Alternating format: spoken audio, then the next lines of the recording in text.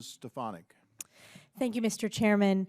Ms. Merriweather, I want to echo my colleague's sentiment. Your testimony today was truly inspiring, and the courage and confidence that it takes to testify as a young person before Congress, I commend you for that.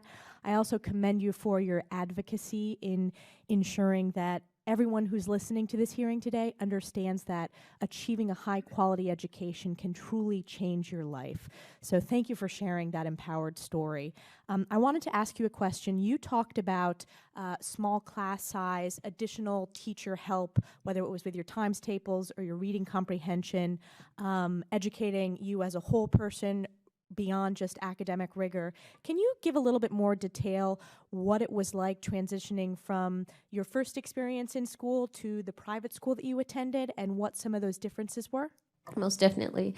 So Esprit de Corps was a church-based school, church that I actually attended. And so coming from a public school where I kind of lived a dual lifestyle of, acting out and not really listening to my teachers and then going to church with my godmother, I lived a dual life.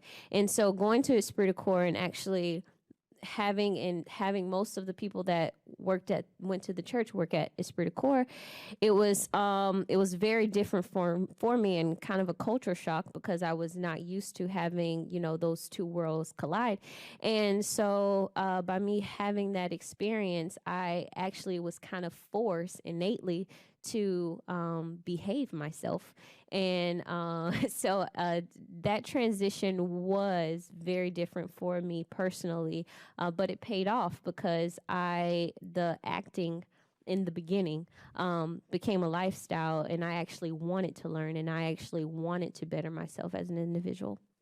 Thank you, and congratulations on being the first member of your family to graduate from high school, undergrad, and you're on your way to getting your graduate degree.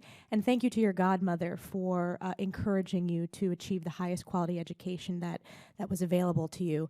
I wanted to shift gears and build off of my colleague, Ms. Bonamici's question regarding urban and rural and the differences within the communities.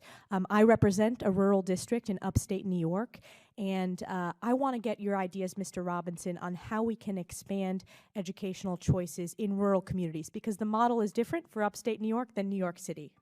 So Wisconsin in around 2004 to 2007 was trying to figure out how they can actually expand more charter schools into the rural areas. So that's one state I would say to take a look at. Same thing in Georgia. If you look at the private school sector, I'd say take a look at the tax credit scholarship program in Georgia. There are a number of providers. Again, I'm on Gold Scholarship, which is the largest provider in the state. If you take a look at the map of Georgia, surely we have students in the Atlanta metropolitan area, but we're serving students in northern Georgia, southern Georgia, east and west. We actually work with school leaders to inform us how best to work with them. Working with students in the city and the rural areas are different, not for all the reasons we would think, but there are definitely challenges. Transportation is one. Distance between home and school is another, so the transportation challenges. I think we have learned a lot from listening to them to figure out how we can do it well. It's not an area where I spend a great deal of time. I know, in fact, in Virginia, we have something called the Horseshoe. And we've got a number of families there who have challenges financially and otherwise.